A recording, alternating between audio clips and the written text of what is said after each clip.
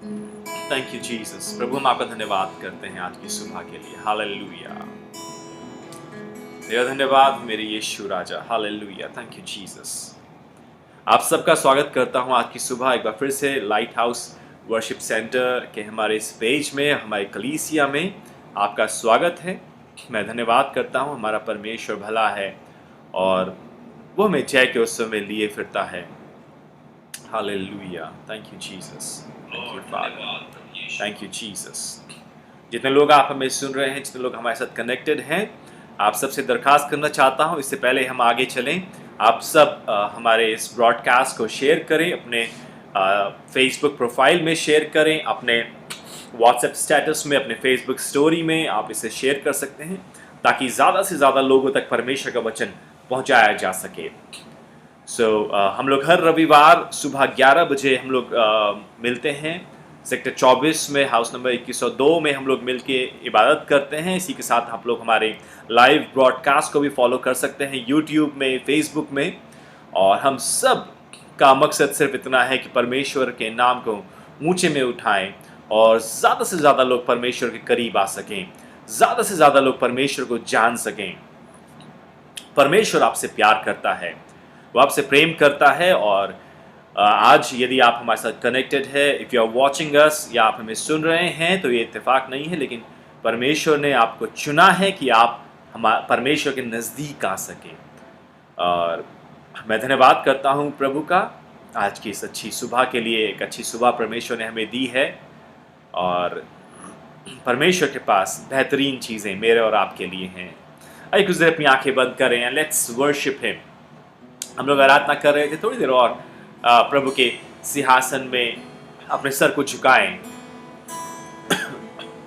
और जब हम एक कठिन दौर से गुजर रहे हैं, चारों तरफ नई नई चीज़ें हो रही हैं, महामारी चल रही है, देश देश में चढ़ाई कर रहा है, हर जगह झूठ, अधर्म बढ़ रहा है। ऐसे में आइए हम अपनी आंखें परमेश्वर की ओर लगाएं, अपने जहन को परमेश्वर की ओर लगाएं। Thank you Jesus.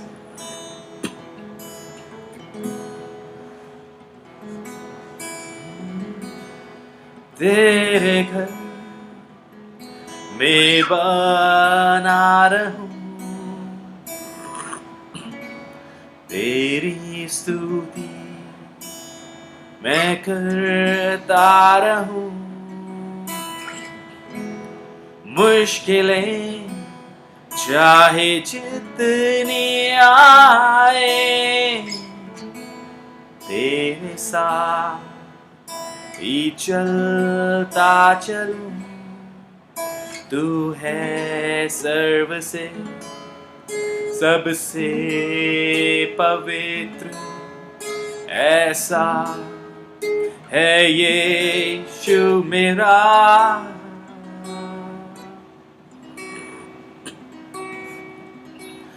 प्रभु यीशु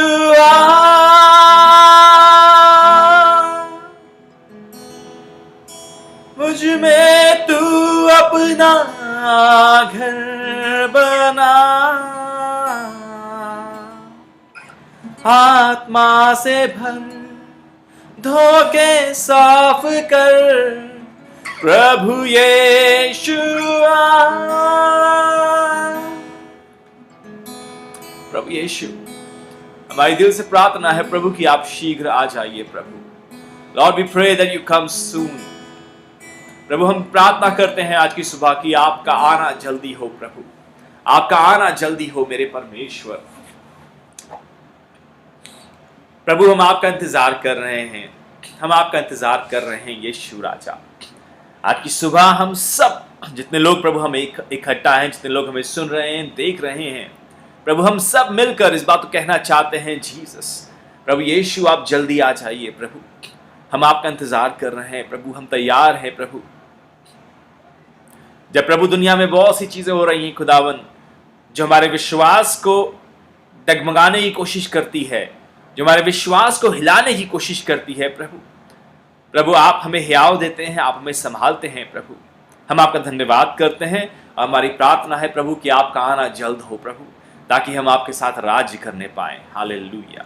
आज की सुबह प्रभु यदि कोई कमजोर है, कोई बीमारी की हालत में है, मेरी प्रार्थना है प्रभु जी कि आप उन्हें शांति दीजिए खुदावंद, आप उन्हें चंगाई दीजिए मेरे परमेश्वर। प्रभु आप उन्हें जीवन दीजिए प्रभु, उनकी आवश्यकता को पूरा कीजिए मेरे परमेश्वर। हमारी प्रार्थना है प्रभु, आप दया कीजिए, आप तो करुणा करने वाले ईश्वर है प्रभु, आप दया कीजिए प्रभु। आपकी सुबह जब प्रभु आपके वचन की ओर जा रहे हैं, आप हमारे कानों को सुनने वाले कान बनाइए, हमारे हृदय को ग्रहण करने वाला हृदय बनाइए प्रभु, कि हम आपके वचन को सुने और स्वीकार करें प्रभु। आज की सुबह हम प्रभु अपने आप को आपके हाथ में सौंपते हैं, हमें इस्तेमाल कीजिए। इस प्रार्थना को हम यीशु मसीह के नाम से मांगते हैं और हम सब कहते हैं आमीन, हालेलुया।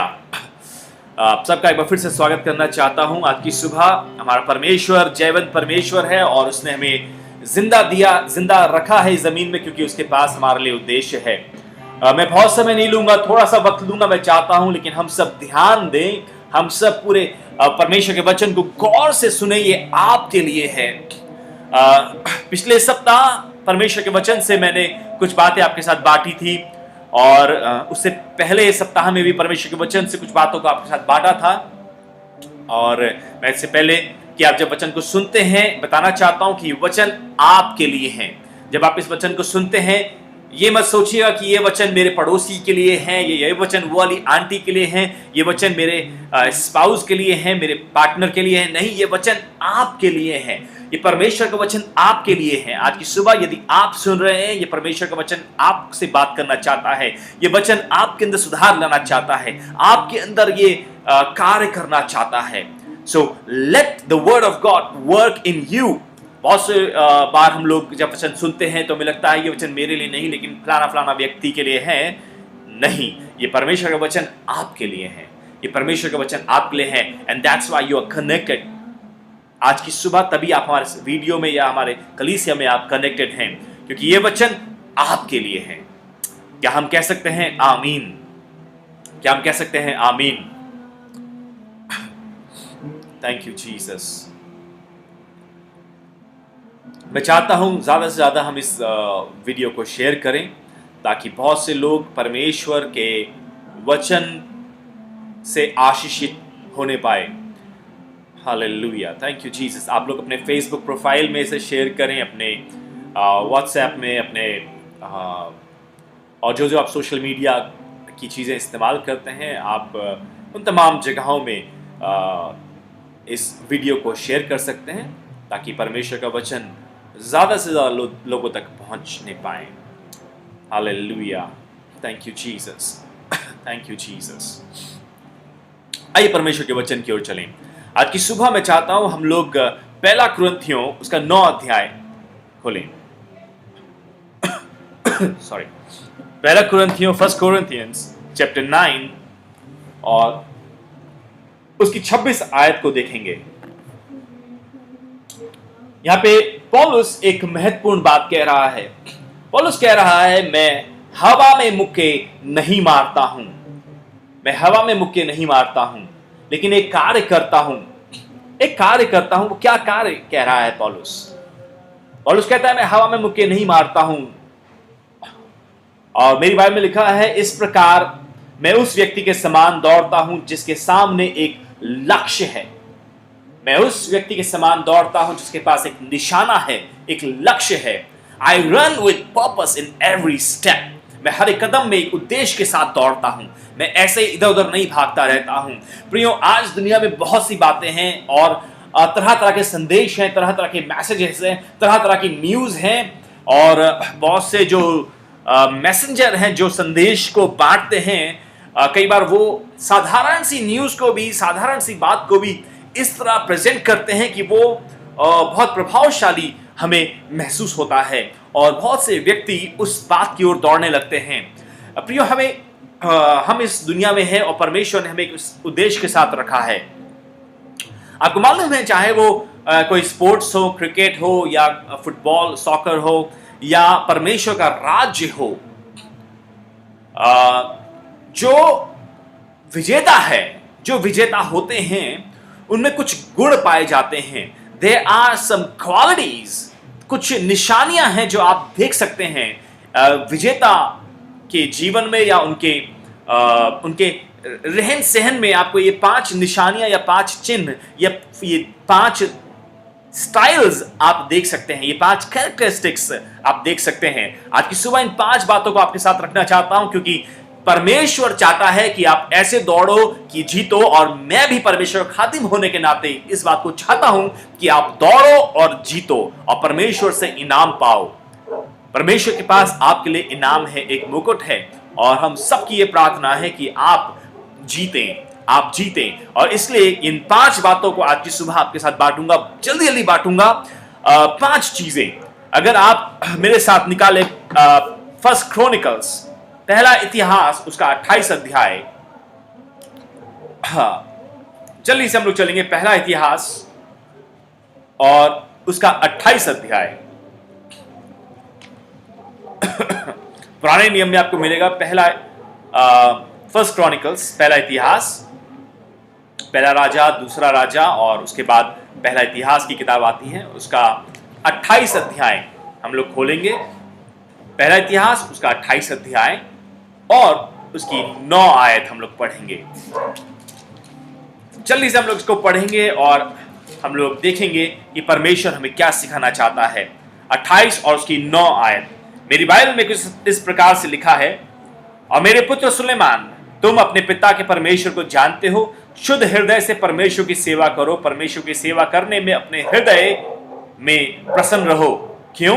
क्योंकि यहोवा जानता है कि हर एक के हृदय मस्तिष्क में क्या है, हर बात जो सोचते हो यहोवा जानता है। यदि तुम यहोवा के पास सहायता के लिए जाओगे तो तुम्हें वो मिलेगी, किंतु यदि उसको छोड़ते हो तो वह तुमको सदा के लिए छोड़ देगा।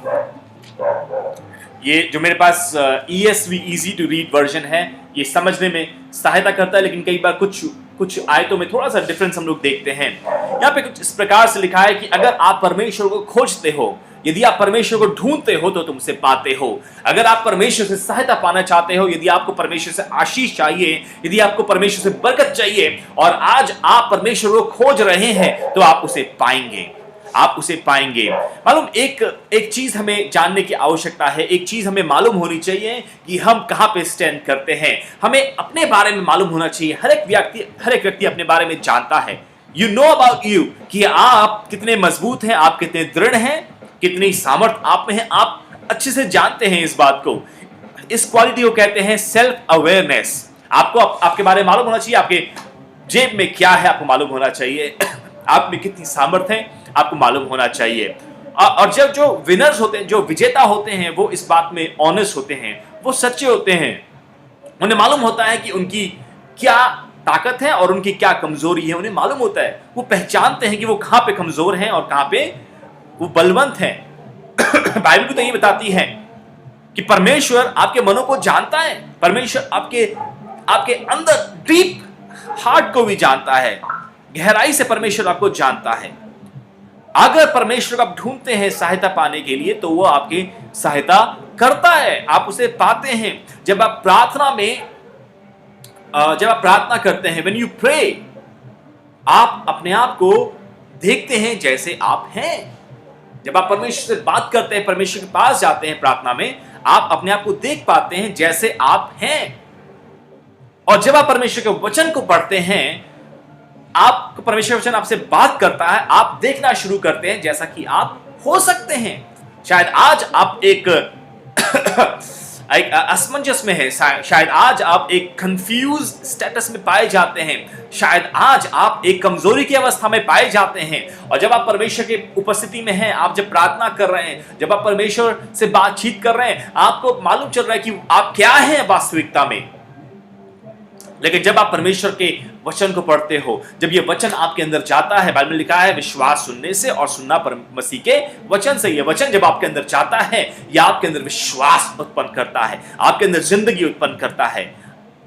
तब आप देखते हैं कि आप कैसे हो सकते हैं। शायद आज आप कमजोर हैं, लेकिन आप सामर्थ्य हो सकते हैं। यदि आज आप कंफ्यूज्ड हैं, आप कॉन्फिडेंट हो सकते हैं। यदि आज आप बीमारी की हालत में हैं, आप बेहतर हो सकते हैं। जब आप परमेश्वर के वचन को पढ़ते हैं, तो आप देखते हैं कि आप कैसे हो सकते हैं।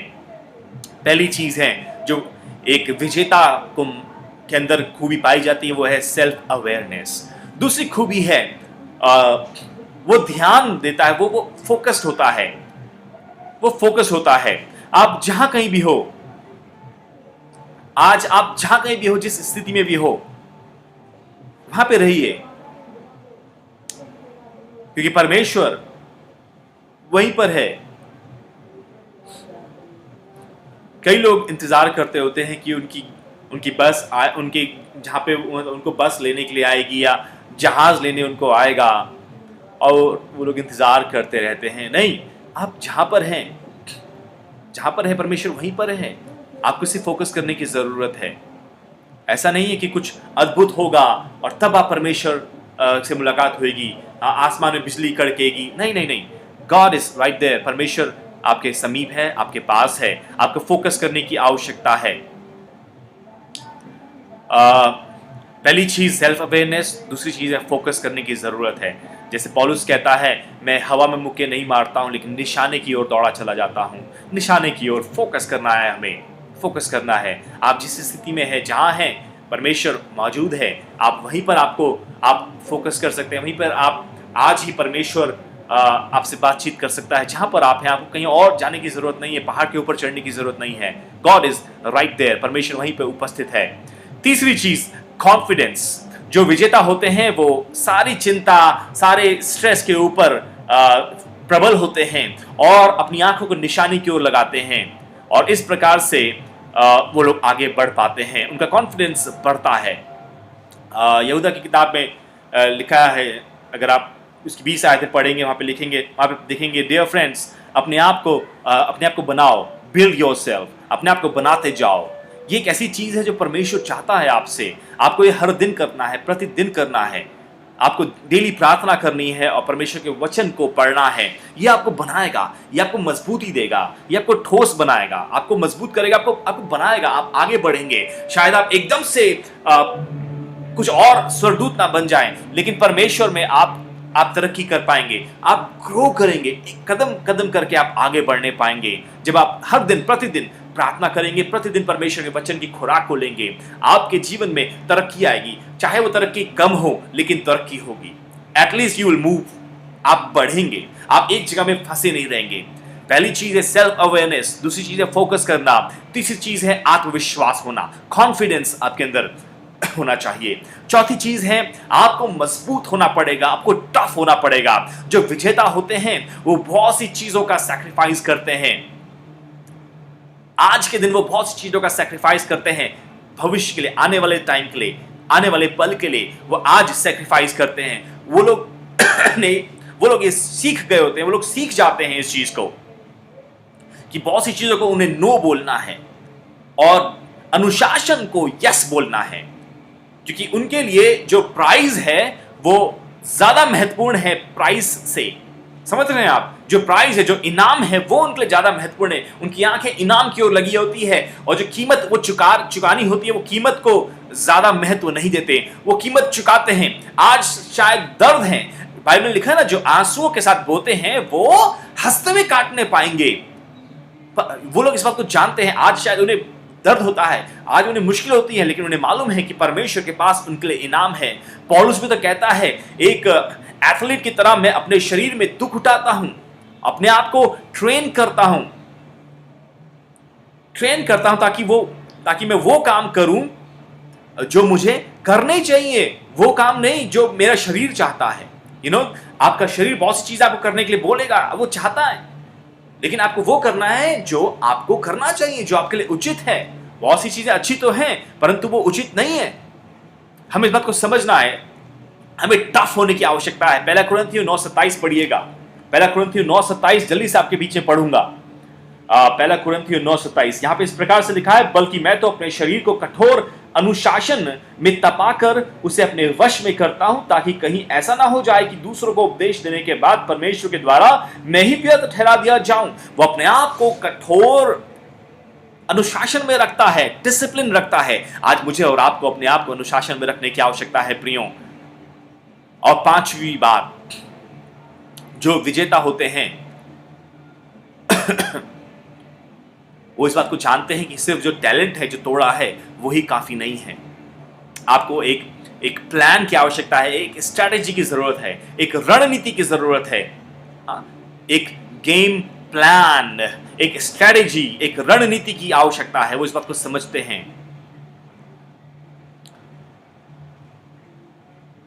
क्या आपने परमेश्वर की उस योजना को खोज लिया है? क्या आपने ढूंढ लिया है कि परमेश्वर की क्या योजना है आपके जीवन के लिए?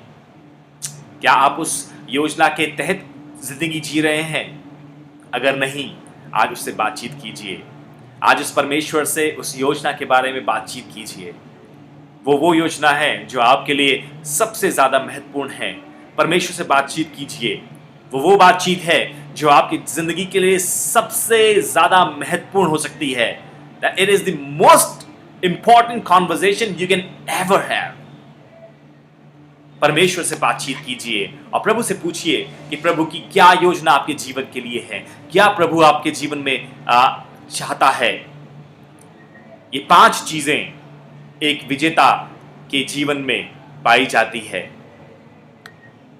जो विजेता होते हैं, चाहे वो स्पोर्ट्स हो, चाहे दुनिया, सेकुलर दुनिया में देख लें, कॉर्पोरेट में देख लें, या फिर परमेश्वर के राज में देख लें, ये 5 चीजें हैं जो आपको दुनिया से अलग करती है और आपको विजेता बनाती है। ये 5 वो गुण हैं। मेरे दिल से प्रार्थना है कि आप दौड़ें और ऐसे दौड़ें कि जीतें। दौड़ में दौड़ते तो बहुत हैं, लेकिन बहुत से लोग बीच में ही गुम हो जाते हैं। आपको मालूम है, बिली ग्रैहम ने अपनी जब जर्नी को शुरू किया, बिली ग्रैहम ने जब अपनी मसीह जीवन या मसीह दौड़ को शुरू किया, तो ये लोग ये अकेले नहीं थे। इनके संग इनके 3 या 4 मित्र और थे, और चारों ने एक ही सेमिनरी से पास आउट किया, अपना थियोलॉजी की पढ़ाई करी, और उसके बाद एक ही साथ इन्होंने अपनी सेवकाई शुरू करी। लेकिन जो बाकी दोस्त थे, वो लोग उनके पास शायद ये 5 गुण नहीं थे, और वो दुनिया की भीड़ में खो गए। उनमें से एक मित्र थे जो पैसे के लालच में भटक गए। दूसरे मित्र थे जो ग्लैमर में भटक गए। तीसरे उनके मित्र थे जो एक किसी तरीके के अफेयर में फंस गए, उलझ गए, और उनकी यात्राएं, उनकी दौड़ वहीं पे रुक गई। वो लोग आगे तक नहीं दौड़ पाए। लेकिन बिली ग्रैहम ने अपनी दौड़ को पूरा किया। उन्होंने एक अच्छी कुश्ती लड़ी है, और परमेश्वर चाहता है कि आप भी अच्छी कुश्ती लड़ें, ऐसे दौड़ें कि जीतें और इनाम आपका हो। आज की सुबह आइए हम निश्चय करें, परमेश्वर हमें हिम्मत दीजिए, हमें साहस दीजिए कि प्रभु हम अनुशासन के साथ, हम इन 5 खूबियों के साथ दौड़ें, और प्रभु आपके नाम के लिए एक बड़ी महिमा का कारण हो सके।